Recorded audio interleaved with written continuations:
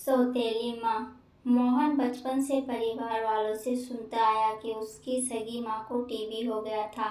उस समय टीबी पूर्णतः ठीक होना मुश्किल था, अतः पापा ने इलाज तथा सेवा करने में कोई कमी नहीं छोड़ी।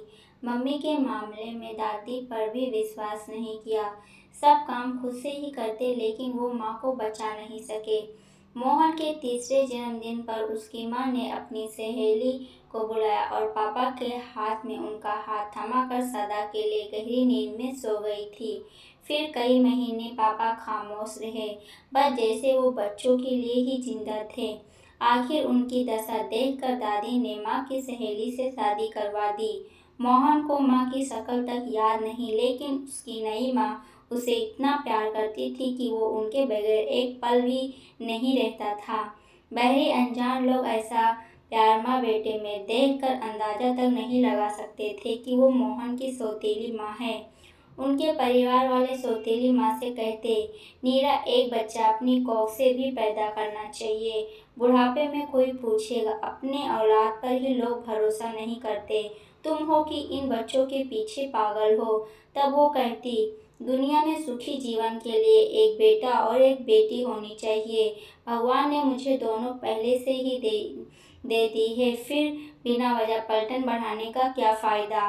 मोहन अब 21 साल से ऊपर हो चुका था। एक दिन पापा के ब्रेन हेमरेज से मृत्यु हो गई। उन्हें अंतिम संस्कार के लिए गांव लाया गया। तेरहवीं पर सब रिश्तेदार आए। सभी मोहन से बड़ी सहानुभूति दिखा रहे थे। सभी उसे अकेले में ले जाते और कहते, बेटा, मकान दुकान अपने नाम करवाने के लिए कह देना सबके सामने, वरना सब कुछ इस औरत के नाम हो जाएगा। इस औरत की अपनी संतान तो है नहीं, सब बेचकर ये भाग गई तो तुम भाई बहन क्या करोगे। जिस परिवार ने सुख दुख में कभी भी नहीं पूछा, आज सब इतना हमदर्द कैसे हो गए। मोहन की समझ से बाहर था। कोई उसे गांव की जमीन के विषय में पट्टी पढ़ाने का प्रयास करता, तो कोई माँ से नाता तोड़ने के लिए।